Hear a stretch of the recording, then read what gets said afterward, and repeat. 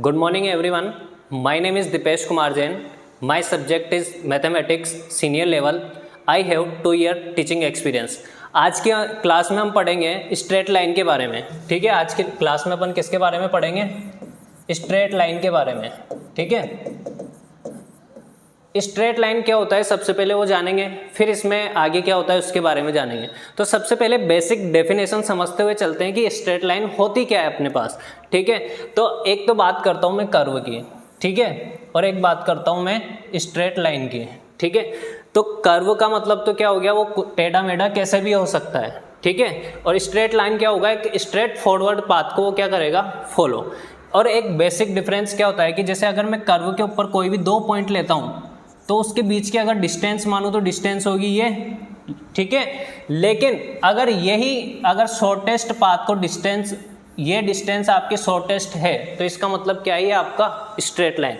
इसका मतलब अगर मैं बोलना चाहूँ कि स्ट्रेट लाइन पर से अगर मैं कोई भी 2 पॉइंट पिक करता हूँ तो उनके बीच की जो डिस्टेंस होगी वो हमेशा क्या होगी, मिनिमम. ये तो होता है आपका स्ट्रेट लाइन. अब स्ट्रेट लाइन का यूज़ क्यों करते हैं अपन? देखो, बहुत सारे एप्लीकेशंस है जो स्ट्रेट लाइन के यूज़ आते हैं. जैसे अपने को डायरेक्ट के कोई भी पाथ के अपन कैलकुलेशन नहीं कर सकते हैं तो इससे पहले एक ट्रिग्नोमेट्री में फॉर्मूला आता है पाइथागोरस. तो अब ये स्ट्रेट फॉरवर्ड पाथ को तो पता है आपका, ये वाली डिस्टेंस अगर x है, ये वाली y है, तो ये कितनी होती है, √x² + y².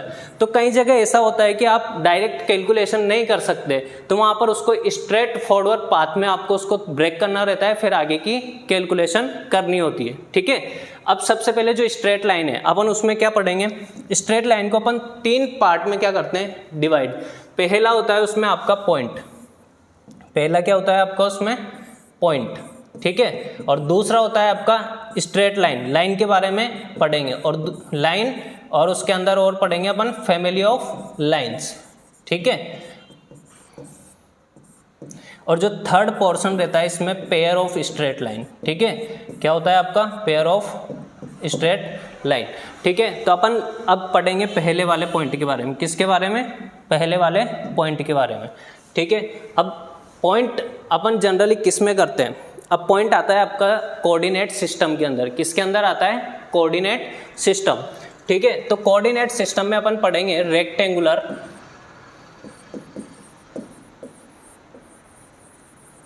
या फिर कार्टेशियन सिस्टम. ठीक है, तो अपन एक रेक्टेंगुलर सिस्टम बना लेते हैं. ठीक है, जैसे ये मैंने आपको ड्रॉ कर दिया एक रेक्टेंगुलर सिस्टम, मतलब अपन ने एक 2D डायग्राम बना लिया. अब उसके अंदर अपन एक पॉइंट को किस प्रकार से रिप्रेजेंट करेंगे वो चीज़ देखते हैं. जैसे मैंने यहाँ पर लिया आपका एक पॉइंट. ठीक है, इस पॉइंट को नाम दे दिया मैंने P. ठीक है, इसके कोऑर्डिनेट में बोल देता हूँ x, y. अब ये कोऑर्डिनेट होता क्या है, जो x होता है वो क्या होता है आपका, x होता है, ये होता है perpendicular distance from y axis. क्या होता है, perpendicular distance from y axis. ठीक है, और जो आपका y होता है वो क्या होता है, perpendicular distance from x axis. ठीक है, तो जो आपकी ये हो गई आपकी x एक्सिस. ठीक है, तो जो x एक्सिस से डिस्टेंस है इसकी, वो क्या होता है इसका y कोऑर्डिनेट. तो ये हो गया आपका y. ठीक है, और डिस्टेंस फ्रॉम y एक्सिस आपका क्या होता है, x कोऑर्डिनेट. क्या होता है, x कोऑर्डिनेट. तो ये आपका जनरली एक पॉइंट को अपन 2D के अंदर कैसे रिप्रेजेंट करते हैं वो चीज़ पता चला. अब ठीक है, अब एक पॉइंट को, ये तो अपन ने पढ़ा है रेक्टेंगुलर, इसे ही अपन दूसरे तरीके से भी कर सकते हैं, पोलर फॉर्म. उसे क्या बोलते हैं अपन, पोलर फॉर्म. पोलर फॉर्म को अपन यूज़ करते हैं ताकि अपने कैलकुलेशंस क्या हो, ईजी हो. ठीक है, तो आपका पोलर फॉर्म क्या बोलता है, चलो ये वाली डिस्टेंस y है तो ये x है, तो ये भी कितना होगा आपका x. ठीक है, अब ये x हो गया मेरे पास, तो ये वाली डिस्टेंस डायगोनल हो गया. ठीक है, तो ये वाली डिस्टेंस आपकी कितनी हो जाएगी, √x² + y². ठीक है, इसका नाम दे देता हूं मैं O. ठीक है, तो आपके पास OP डिस्टेंस कितनी आ गई, √x² + y². ठीक है, एक थोड़ा सा इसको मैं नाम दे देता हूं R. ठीक है, इसको क्या नाम दे दिया मैंने, OP डिस्टेंस को R. अब सपोज ये जो लाइन है x, पॉजिटिव x के साथ एंगल बना रहा है थीटा. कितना, थीटा. थीटा के बारे में एक चीज़ ध्यान रखना है, जब भी अपन एंगल लेते हैं वो एंटी क्लॉकवाइज में लेते हैं। किस में लेते हैं? Anti clockwise. अगर आप क्लॉकवाइज में ले रहे हो तो वो एंगल क्या होता है आपका? नेगेटिव। ठीक है, तो हम यहाँ से अपन देखते हैं, आपने नॉर्मल त्रिकोणोमेट्री पढ़ी हुई है, ठीक है। ये आपका क्या हो गया? बेस, ठीक है, तो बेस अपॉन आर, ये क्या होता है आपका? कोस थीटा, ठीक है, और परपेंडिकुलर अपॉन ये वाली डिस्टेंस जिसको अपन ने नाम दिया है आर, वो क्या होता है आपका? Sine theta. क्या होता है? Sine theta. तो यहां से अपन देखेंगे एक्स की वैल्यू क्या आ गई मेरे पास? आर कोस थीटा, और वाई की वैल्यू क्या आ गई मेरे पास? Are sine theta. ठीक है, ये चीज समझने में आ गई यहां से। तो ये आपका हो गया, जो ये आपके कोऑर्डिनेट हो गए, x बराबर आर कोस थीटा और y बराबर आर साइन थीटा, ये आपका क्या हो गया? ये हो गया आपके पोलर फॉर्म। किस फॉर्म में हो गया? ये पोलर फॉर्म में। ठीक है, तो ये आपका क्या था? अपन ने पॉइंट का पढ़ लिया, एक तो किस प्रकार रिप्रेजेंट करना है इसको, एक तो रेक्टेंगुलर सिस्टम में, और दूसरा किस में हो गया आपका? Coordinate polar system. ठीक है, अब इसके बाद देखते हैं अपन इन दोनों को क्या आपस में इंटरचेंज कर सकते हैं अपन? यस। कैसे करेंगे? जैसे आपको रेक्टेंगुलर में कोई पॉइंट दिया है 2,3, एक एग्जांपल से समझते हैं। क्या दिया है आपको? 2,3, ये पॉइंट P मान लिया मैंने जो आपको दिया है 2,3। तो R निकालने के लिए क्या करेंगे? दिस का स्क्वायर, जो पॉइंट का x कोऑर्डिनेट है, ठीक है, उसका स्क्वायर प्लस y कोऑर्डिनेट का स्क्वायर, ये कितना हो गया आपका? √13। और यहां से अब किसकी जरूरत है अपने को? कोस थीटा और साइन थीटा। तो कोस थीटा निकालने के लिए देखो यहां से एक डायग्राम देखना है, यहाँ थीटा पता है तो आप यहां से क्या टेन थीटा बता सकते हो मेरे को? तो टेन थीटा बराबर क्या हो जाएगा मेरे पास? y upon x. ठीक है, क्या हो जाएगा यहाँ पर? y upon x. तो अब ये सिंपल ट्रिग्नोमेट्री का क्वेश्चन हो गया। यहाँ से आपको वैल्यू निकालनी है कोस थीटा की, और यहाँ से वैल्यू निकालनी है आपको साइन थीटा की। वो क्या हो जाएगी? जैसे साइन कोस थीटा की वैल्यू निकालनी है तो ये परपेंडिकुलर होता है, ये अपना क्या होता है? बेस, तो दोनों का स्क्वायर कर देंगे तो यहाँ से r आ जाएगा अपने पास। क्या आ जाएगा? X square plus y square.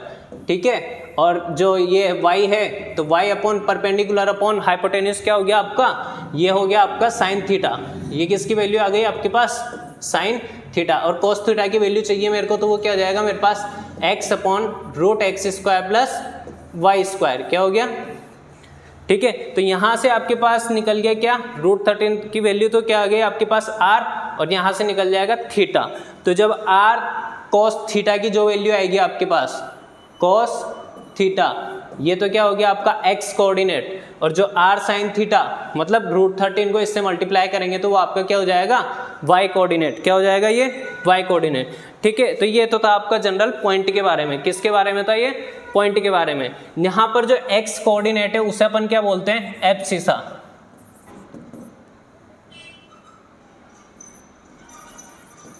और इसे बोलते हैं y कोऑर्डिनेट को ऑर्डिनेट। क्या बोलते हैं इसे? y coordinate. ठीक है, अब नेक्स्ट टॉपिक की तरफ चलते हैं अपन। ठीक है, ये तो जनरल हो गया अपना पॉइंट के बारे में। अपन को स्ट्रेट लाइन में पढ़ना है लाइन के बारे में। ठीक है, किसके बारे में पढ़ना है अपने को?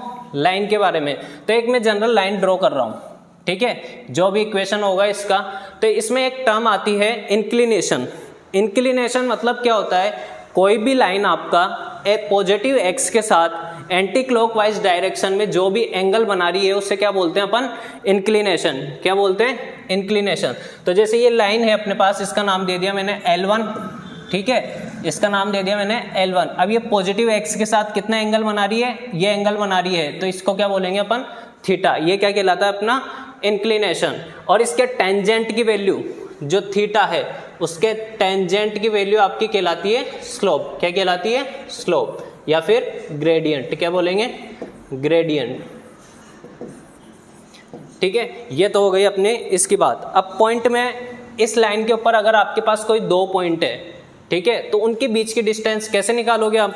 ठीक है, तो अब इसके लिए आता है आपका एक डिस्टेंस फॉर्मूला। ठीक है, क्या आता है? Distance formula. तो अब एक बार उसको देखते हैं कि अपना डिस्टेंस फॉर्मूला किस तरह से आता है। जैसे अपना कोई कोऑर्डिनेट सिस्टम है, ठीक है, इसमें आपने कोई भी दो पॉइंट ले लिए P x1, y1। ठीक है, दूसरा पॉइंट आपने ले लिया P Q x2, y2। ठीक है, ये दो पॉइंट है। अब इन दोनों के पॉइंट के बीच की जो डिस्टेंस है मेरे को वो फाइंड करनी है। तो अभी पॉइंट में कुछ अपन ने जनरल टर्म्स पढ़ी थी कि जो x2 y2 क्या है, अपनी x2 तो होगा distance from y axis, x2 क्या होता है अपना डिस्टेंस फ्रॉम y एक्सिस, तो ये जो x2 बनेगा यहाँ से वो डिस्टेंस फ्रॉम क्या हो गया अपना y एक्सिस, ये वाली लेंथ क्या हो जाएगी आपकी x2, ठीक है। अब मैं x1 की बात करूं तो ये वाली जो डिस्टेंस होगी मेरी वो क्या हो जाएगी x1, क्या हो जाएगी ये। सिमिलरली अगर मैं x एक्सिस से जो डायरेक्शन, ठीक है, perpendicular distance from x axis क्या होगा अपना y कोऑर्डिनेट, तो वो चीज़ भी अपन यहाँ पर ड्रॉ कर लेते हैं। तो ये आपका हो गया y1, क्या हो गया ये आपका सॉरी y2। अब यहाँ पर देखेंगे अपन दूसरे वाले के लिए, तो ये वाली डिस्टेंस कितनी हो जाएगी यहाँ पर मेरी y1, कितनी हो जाएगी ये वाली डिस्टेंस मेरी y1, ठीक है। अब यहाँ पर मैं एक काम कर रहा हूँ छोटा सा, यहाँ से मैं ये लाइन ड्रॉ कर रहा हूँ, ठीक है।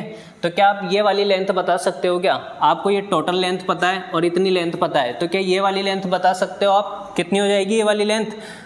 टोटल माइनस क्या कर दूँ मैं, इतना पोर्शन, इस पूरे पोर्शन में से इतना पोर्शन माइनस कर दूँ तो ये मेरे पास लाइन आ जाएगी, और ये पूरा पोर्शन x2 है और इतना क्या है x1, तो ये क्या हो गया मेरे पास x2 माइनस x1। आए यहाँ तक समझने में। सिमिलरली ये वाली डिस्टेंस कितनी हो जाएगी मेरे पास, ये वाली डिस्टेंस कितनी हो जाएगी मेरे पास y2 माइनस y1, क्योंकि पूरा क्या है मेरे पास y2 और इतना क्या है मेरे पास y1, तो ये डिस्टेंस कितनी हो गई मेरे पास y2 माइनस y1। अब यहाँ से देख सकते हो कि आपके पास एक राइट एंगल ट्राइंगल बन रहा है, तो नॉर्मल आप पाइथागोरस प्रमेय लगा के, पाइथागोरस थ्योरम से आप प्रूफ कर सकते हो PQ लेंथ कितनी हो जाएगी आपके पास रूट x2 माइनस x1 का square plus y2 minus y1 का स्क्वायर। इसका मतलब क्या है, एक एग्जांपल ले लेते हैं। मेरे पास कोई भी दो पॉइंट है, एग्जांपल 2,3 एंड जैसे मैं 4,1, इन दो पॉइंट्स के बीच की डिस्टेंस बताओ। तो यहाँ पर सीधा सीधा क्या है, x2 माइनस x1 मतलब जो एब्सिस है उनका डिफरेंस का स्क्वायर, तो यहाँ पर 2 और 4 इन दोनों का डिफरेंस कितना हुआ 2, उसका स्क्वायर, तो इसका मतलब 2 माइनस 4 का स्क्वायर प्लस 3 माइनस 1 का स्क्वायर, तो ये कितना हो गया मेरे पास 4 प्लस 4 कितना हो गया ये 4 रूट 2। ये तो हो गया आपका डिस्टेंस फॉर्मूला, ठीक है। अब इसके बाद चलते हैं, अपने पास आता है सेक्शन फॉर्मूला। क्या आता है सेक्शन फॉर्मूला, तो उसको आप समझते हैं। सिमिलरली सारा काम अपना किस में हो रहा है, कोऑर्डिनेट सिस्टम में, तो अपने को कोऑर्डिनेट सिस्टम, ये मैंने कोऑर्डिनेट सिस्टम ड्रॉ कर लिया। अब इसमें मेरे को कोई लाइन है, ठीक है, इस पे कोई पॉइंट मैंने लिया P, इस पे मैंने कोई पॉइंट P लिया। ये P पॉइंट इस लाइन को m रेशो n में, किस में m रेशो n में क्या करता है, इसे डिवाइड करता है। किस में करता है ये m रेशो n में इसको डिवाइड करता है, ठीक है।